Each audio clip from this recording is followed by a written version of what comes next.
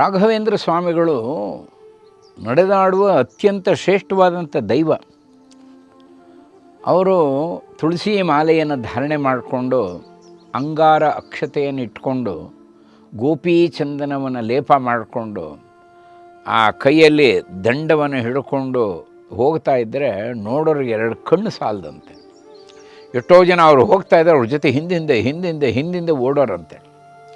ಅನೇಕ ಕಷ್ಟಕ್ಕೆ ಪರಿಹಾರ ಕೇಳಬೇಕು ಅಂತ ಹೋದವರೆಲ್ಲ ಅವರು ನೋಡಿದ್ರೆ ಸಾಕು ನಮಗೆ ಪರಿಹಾರ ಸಿಕ್ತು ಅನ್ನೋ ಭಾವ ಆಗ್ತಿತ್ತಂತೆ.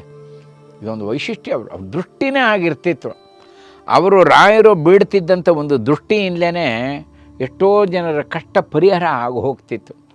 ಇಂಥ ಶ್ರೇಷ್ಠ ತಪಸ್ವಿಗಳು ರಾಘವೇಂದ್ರ ಸ್ವಾಮಿಗಳು. ನಮಗೆಲ್ಲ ಈ ಭಾಗವತದಲ್ಲಿ ಕೃಷ್ಣ ಒಂದು ಮಾತು ಹೇಳ್ತಾನೆ ಉದ್ಧವನಿಗೆ.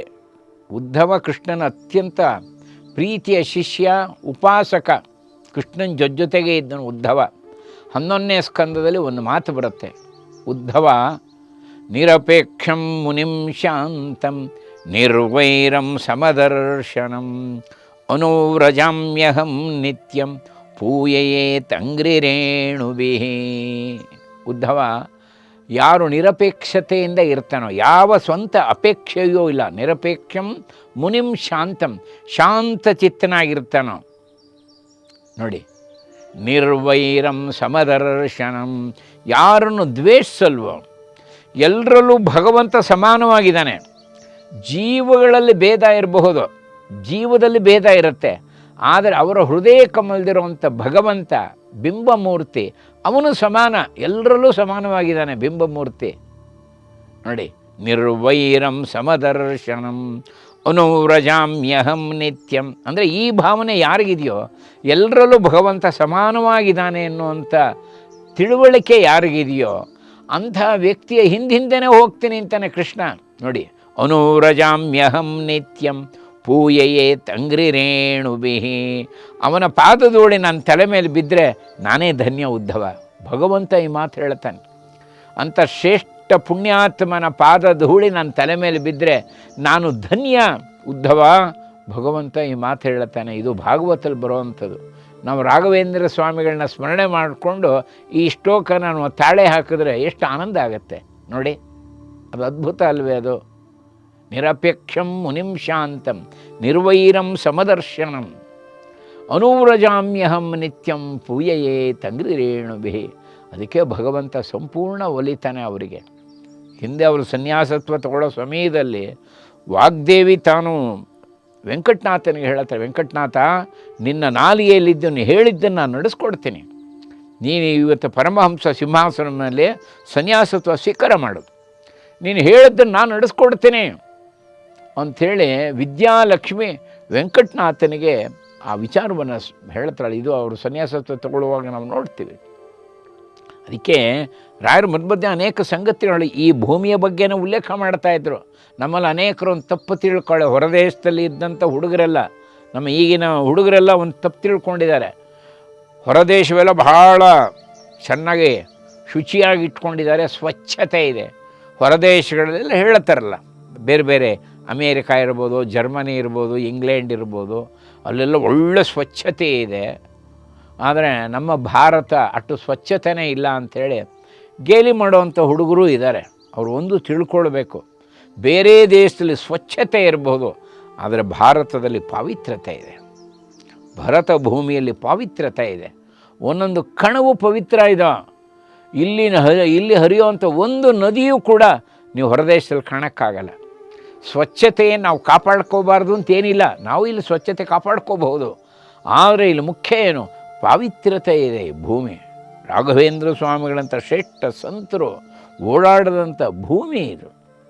ತಾಮ್ರಪರ್ಣಿ ನದಿ ತಟದಕ್ಕೆ ಬರ್ತಾ ಇದ್ದಾರೆ, ದಿಗ್ವಿಜಯ ಯಾತ್ರೆ ಮಾಡ್ತಾ ರಾಘವೇಂದ್ರ ಸ್ವಾಮಿಗಳು. ಒಬ್ಬ ಬ್ರಾಹ್ಮಣ ಓಡು ಬಂದು ಪ್ರಾರ್ಥನೆ ಮಾಡ್ಕೋತಾನೆ, ಗುರುಗಳೇ ನೀವು ಇಲ್ಲಿ ಬರ್ತಾ ಇದ್ದೀರಿ ಅಂತ ಗೊತ್ತಾಯಿತು ಅಂತ ಸಾಷ್ಟಾಂಗ ನಮಸ್ಕಾರ ಮಾಡಿ ಅಳುತ್ತಾನೆ.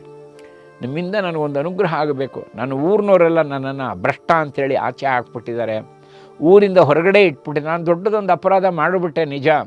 ಆದರೆ ಆ ಅಪರಾಧಕ್ಕೆ ತುಂಬ ಪರಿತಪಿಸ್ತಾ ಇದ್ದೀನಿ, ಪ್ರಾಯಶ್ಚಿತ್ತ ಮಾಡ್ಕೊಂಡಿದ್ದೀನಿ. ನಾನು ಶಾಸ್ತ್ರ ಹೇಳಿದ ರೀತಿಯಲ್ಲಿ ಪ್ರಾಯಶ್ಚಿತ್ತನ ಮಾಡ್ಕೊಂಡಿದ್ದೀನಿ. ಆದರೂ ಇವ್ರು ಯಾರೂ ನನ್ನನ್ನು ಸೇರಿಸ್ತಾ ಇಲ್ಲ. ನನ್ನ ಊರಿನ ಹೊರಗಡೆ ಹಾಕಿಬಿಟ್ಟಿದ್ದಾರೆ, ನನಗೆ ದುಃಖ ಆಗ್ತದೆ, ಏನಾದರೂ ಮಾಡಿ ಇಲ್ಲ ಅಂದರೆ ನನ್ನ ಜೀವನವೇ ಹೀಗೆ ಹೊಟ್ಟೋಗ್ಬಿಡುತ್ತೆ. ರಾಯರು ಹೇಳ್ತಾರೆ, ಚಿಂತೆ ಮಾಡಿಬಿಡಪ್ಪ, ನೀ ನಾಳೆ ನನ್ನ ರಾಮನ ಪೂಜೆ ಆಗುವಾಗ ಆ ಸಂದರ್ಭಕ್ಕೆ ಬಾ ಅಂಥೇಳಿ, ಮೂಲ ರಾಮದೇವ್ರ ಪೂಜೆ ಆ ಸಮಯಕ್ಕೆ ಬಾ ಅಂಥೇಳಿ ಅವನು ಬರ್ತಾನೆ. ಆಮೇಲೆ ಅವನಿಗೊಂದು ಹೇಳ್ತಾರೆ, ಅವನ ಕೇಶ ಮುಂಡನ ಮಾಡಿಸಿ ಅವನಿಗೆ ರಾಮದೇವರ ತೀರ್ಥವನ್ನು ಕೊಟ್ಟು ಶುಚಿ ಮಾಡ್ತೀನಿ, ನೀನು ಚಿಂತೆ ಮಾಡಿಬಿಡ, ಸತ್ಕಾರ್ಯವನ್ನು ಮಾಡ್ತಾ ಹೋಗು. ನಮ್ಮಲ್ಲಿ ಹೇಳ್ತಾರಲ್ಲ, ಇನ್ನಾದರೂ ಒಳ್ಳೆ ಹಾದಿ ಹಿಡಿಯೋ ಪ್ರಾಣಿ ಅಂತಾರಲ್ಲ, ಆದಿದ್ದಾಯಿತು.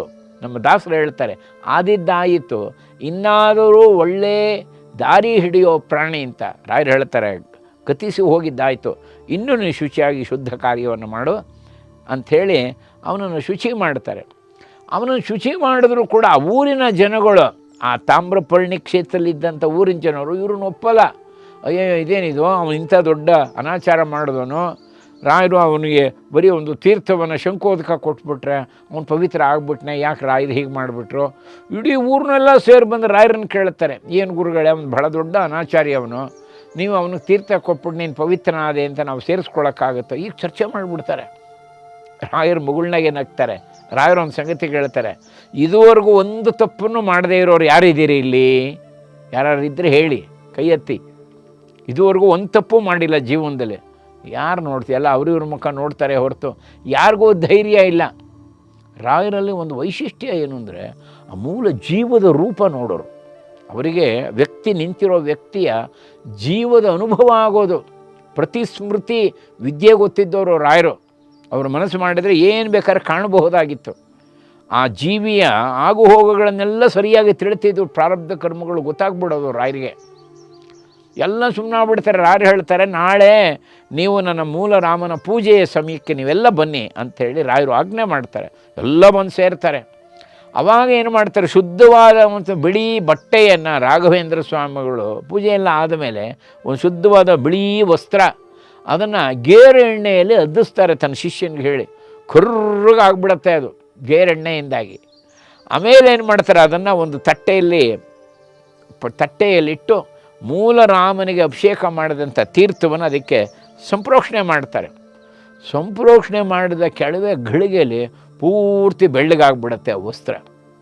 ಆ ಕಪ್ಪು ಕಲೆಯೇ ಇರೋಲ್ಲ, ತುಂಬ ಶುದ್ಧವಾಗಿ ಫಳಫಳ ಅಂತ ಹೊಳಿತಿರುತ್ತೆ, ಬೆಳ್ಳಿಗೆ ಪ್ರಕಾಶಮಾನವಾಗಿಬಿಡುತ್ತೆ.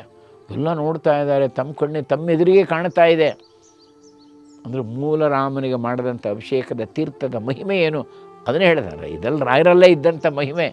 ಅಂಥ ದೊಡ್ಡ ಪವಾಡ ಪುರುಷರು, ಅಂಥ ಒಂದು ಶಕ್ತಿಯನ್ನು ಪಡೆದಂಥವರು ರಾಯರು.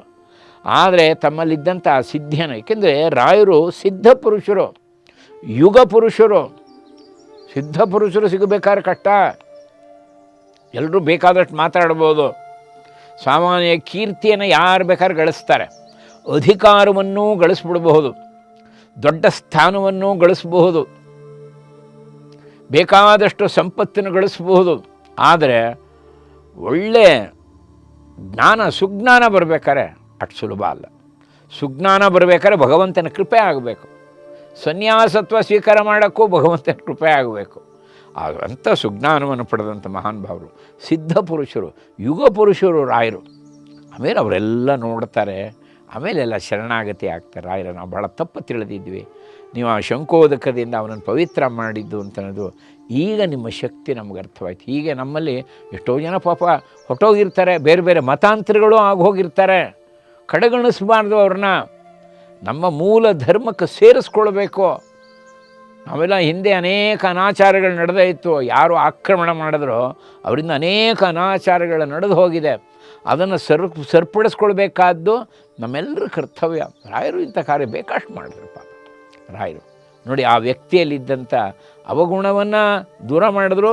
ಅವನಲ್ಲೇನು ಅಧೈರ್ಯ ಇತ್ತು, ನಾನಿನ್ನೂ ಪರಿಪಕ್ವತೆ ಹೊಂದಿಲ್ಲ, ಅವನಿಗೆ ಧೈರ್ಯ ಕೊಟ್ಟರು. ಇನ್ನು ಮುಂದೆ ನೀನು ಸತ್ಕಾರ್ಯ ಮಾಡು. ಇವ್ರಿಗೂ ಎಲ್ಲ ತಿಳಿಸಿದ್ರು. ಯಾರೋ ಒಬ್ಬ ಎಡವು ಬಿಟ್ಟರೆ, ಜೀವನದಲ್ಲಿ ತಪ್ಪು ಮಾಡಿದ್ರೆ ಅವನು ಸರಿ ಮಾಡ್ಕೊಳಕ್ಕಾಗೋದೇ ಇಲ್ಲ ಅಂತ ಹೀಗೆ ತೀರ್ಮಾನ ಮಾಡಬಾರ್ದು. ಎಷ್ಟೋ ಸಲ ತಪ್ಪು ಆಗಿಬಿಡತ್ತೆ, ಆದರೆ ಅದೇ ತಪ್ಪನ್ನು ಮುಂದುವರಿಸ್ಕೊಂಡು ಹೋಗಬಾರ್ದು. ಪ್ರಾಯಶ್ಚಿತ್ತ ಮಾಡಿಕೊಂಡು ಭಗವಂತನ ಅನುಗ್ರಹ ಪಡ್ಕೊಂಡು, ಅದಕ್ಕೆ ಜೀವಭೂತ ಸನಾತನ, ಎಲ್ಲ ಜೀವಿಗಳಲ್ಲೂ ಭಗವಂತ ಇದ್ದಾನೆ, ಗೊತ್ತಾಯ್ತಾ? ಅದನ್ನು ಅರಿವು ಮಾಡಿಕೊಂಡು ಅವರು ಆ ಮೂಲಕ ಮುಂದೆ ಹೋಗಬೇಕು ಅನ್ನೋಂಥ ವಿಚಾರವನ್ನು ರಾಯರು ಹೆಜ್ಜೆ ಹೆಜ್ಜೆಗೂ ಹೇಳ್ತಾ ಇದ್ದರು. ಈ ರೀತಿ ಸಮಾಜದಲ್ಲಿ ಎಷ್ಟು ಥರ ಪರಿವರ್ತನೆ ಮಾಡಬೇಕು, ಸಹಸ್ರಾರು ಜನ ಅವರಿಂದ ಅನುಗ್ರಹ ಪಡೆದದನ್ನು ರಾಯರ ಜೀವನದಲ್ಲಿ ನಾವು ನೋಡ್ತೇವೆ.